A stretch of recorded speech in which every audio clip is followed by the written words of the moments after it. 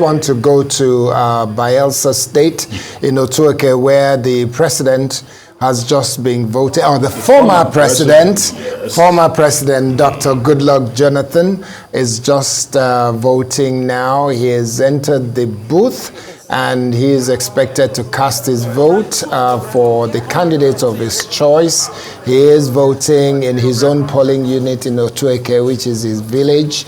And I'm sure Otuoke is there and will get a chance to speak with the former president, Goodluck Jonathan. He's one of those who's been an advocate of peace and tranquility during elections. He has been a United Nations ambassador who's been traveling all around the world to observe elections and to advise. Let's listen to what he's got to say.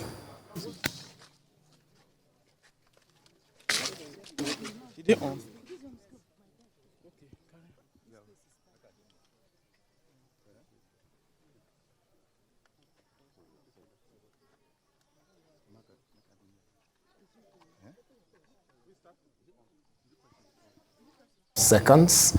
So that's Otuoke bringing his microphone to get to see that we can. Yes, we can hear you. Otuoke, please go ahead and have a chat with the former president.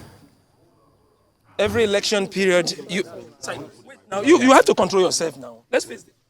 Please, let's give him enough air. Let's give him enough space, please. Oh, give that man space. Give that man space. Give the cameraman space. Okay. So Excellency, every election period, you do this more like a ritual. After casting your ballot, you speak to the press, emphasizing on peace against thuggery and violence. All the cameras are on you, sir. So what do you say about this and your expectations? Thank you so much. First, let me congratulate the three states that have elections today: Bayelsa State, Imo State, and Kogi State, and which all these states successful elections, peaceful conduct of elections.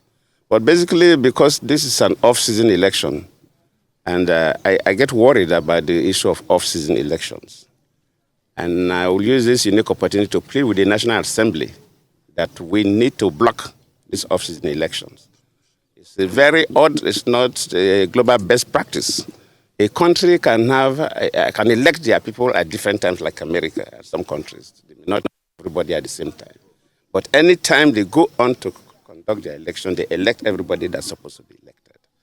If we continue with this trend of off-season elections, based on the interpretation of our laws by the judicial officer, it will come to a time that the presidential election in Nigeria may be off-season. Probably that's the time that all of you media people and others should be worried. Look at the American system. Everybody knows when the American elections will be conducted. That's standard practice in other countries. And when I say presidential election in Nigeria may be off-season one day, some people may say, why, how? It almost happened in 2007 that I contested as a running mate to late President Yaradua.